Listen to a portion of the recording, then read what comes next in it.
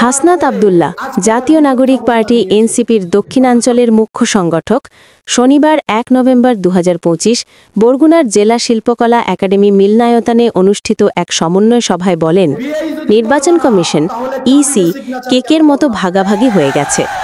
তিনি দাবি করেন, ২০২৪ সালের ৫ আগস্টের পর গঠিত নির্বাচন কমিশনে বিএনপি পক্ষ, জামায়াত পক্ষ এবং সেনাবাহিনী প্রতিনিধিদের অংশ নেওয়া হয়েছে।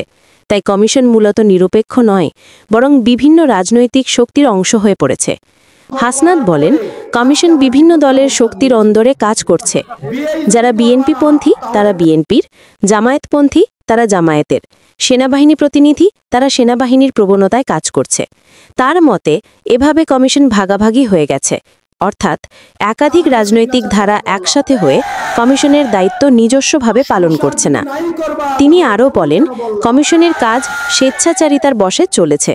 নীতিমালা, বিচার ব্যবস্থা বা প্রকাশ্য সিদ্ধান্তবিহীনভাবে কাজ করছে। উদাহরণ হিসেবে তিনি তুলে ধরেন নির্বাচন আয়োগ কমিটির দেওয়া শাপলাকুলি প্রতীক প্রসঙ্গ। কোনো স্পষ্ট নীতিমালার ভিত্তিতে দেওয়া হয়নি, এমনটি কেন দেওয়া হলো বা না দেওয়া হলো তা পরিষ্কার নয়। হাসনাত বলেন, এনসিপি সেখানে ছিল স্পষ্ট অবস্থানে, কিন্তু কমিশন তার প্রতিপাদ্য অনুযায়ী কাজ করেনি। ফলে তিনি প্রশ্ন তুলেছেন, এই কমিশন কি সত্যি সুষ্ঠু জাতীয় নির্বাচন করিয়ে দিতে সক্ষম?